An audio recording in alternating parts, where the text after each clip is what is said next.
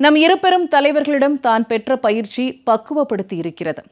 கழகத்தின் நிறுவன தலைவர் புரட்சித் தலைவர் எம்ஜிஆரின் அணுகுமுறை தனக்கு நிறைய பாடங்களை கற்றுக் கொடுத்திருக்கிறது என குறிப்பிட்டுள்ள புரட்சித்தாய் சின்னம்மா, உங்களில் ஒருத்தியாக, உங்களின் சகோதரியாக இருந்து அனைவருடன் ஒன்றிணைந்து கழக பணியாற்றவே தான் விரும்புகிறேன்.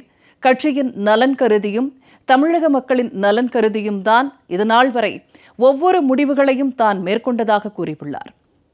கடந்த 2021 சட்டமன்ற தேர்தலின் போது கூட கழகம் வெற்றி பெற தன்னால் எந்தவித இடையூறும் ஏற்பட்டுவிடக்கூடாது என்று எண்ணித்தான் தேர்தல் களத்திலிருந்து ஒதுங்கியிருந்து அமைதி காத்ததாகவும், ஆனால் கழகம் வெற்றியை பெற முடியவில்லை என்றும் குறிப்பிட்டுள்ள புரட்சித்தாய் சின்னம்மா, அதன் பிறகு நடந்த எந்த தேர்தலிலும் கழகம் இன்று வரை வெற்றி பெற முடியாமல் இருப்பது மிகவும் வேதனை அளிப்பதாக தெரிவித்துள்ளார். ஆனால் இதை இப்படியே இனியும் வேடிக்கை பார்ப்பது நம் இருபெரும் தலைவர்களுக்கு செய்கின்ற மிகப்பெரிய துரோகமாகிவிடும். மேலும் தமிழக மக்களுக்கு நாம் செய்கின்ற மிகப்பெரிய அநீதியாகிவிடும்.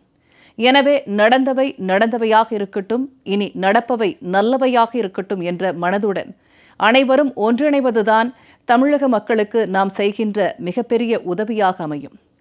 நம் இருபெரும் தலைவர்களின் எண்ணங்களையும் அது ஈடேற்றிடும் என புரட்சித்தாய் சின்னம்மா குறிப்பிட்டுள்ளார். இது தொண்டர்களின் இயக்கம், தொண்டர்களின் முடிவே இறுதியானது, உறுதியானது. அவர்களின் முடிவுக்கு கட்டுப்பட்டு நாம் அனைவரும் ஒற்றுமையுடன் கழகத்தை வழிநடத்தி செல்வோம் என்றும் புரட்சித்தாய் சின்னம்மா தெரிவித்துள்ளார்.